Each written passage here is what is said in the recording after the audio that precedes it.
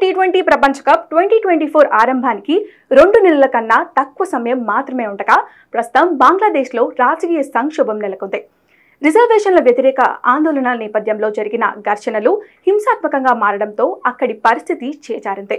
దాంతో బంగ్లాదేశ్ ప్రధాని షేక్ హసీనా తన పదవికి రాజీనామా చేశారు. దాంతో టీ20 ప్రపంచ కప్ పై నీడలు కమ్ముకున్నాయి. ప్రస్తుతం బంగ్లా పరిస్థితులపై ఐసీసీ ఓ కన్ను వేసింది. బంగ్లాదేశ్లోని పరిస్థితులను ఐసీసీ పర్యవేక్షిస్తున్నట్లు తెలుస్తోంది. బంగ్లాదేశ్ క్రికెట్ బోర్డుతో ఐసీసీ అధికారులు మాట్లాడినట్లు తెలుస్తోంది.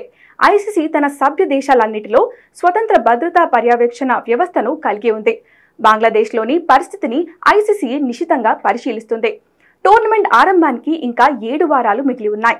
అప్పుడే టోర్నీ మార్పు గురించి నిర్ణయం తీసుకోవడం చాలా తొందరపాటు అవుతుంది. అయితే ఆటగాళ్ల భద్రతే మా మొదటి ప్రాధాన్యత.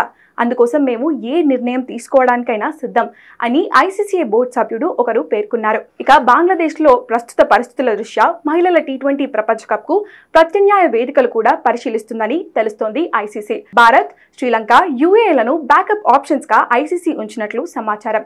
మెగా టోర్నీకి ఇంకా 7 వారాల సమయం ఉన్నా 2 వారాల ముందే టీమ్స్ అక్కడికి చేరుకొని ప్రాక్టీస్ చేస్తాయన్న విషయం తెలిసిందే. కాబట్టి బంగ్లాలో కుదరకుంటే శ్రీలంకలో లేదా భారత్లో టోర్నీ జరిగే అవకాశాలు ఎక్కువగా ఉన్నాయి. ఇప్పటికే నిర్ణయించిన స్కెడ్యూల్ ప్రకారం అక్టోబర్ 3 నుంచి 20 వరకు మహిళల టీ20 ప్రపంచ కప్ జరగాల్సి ఉంది.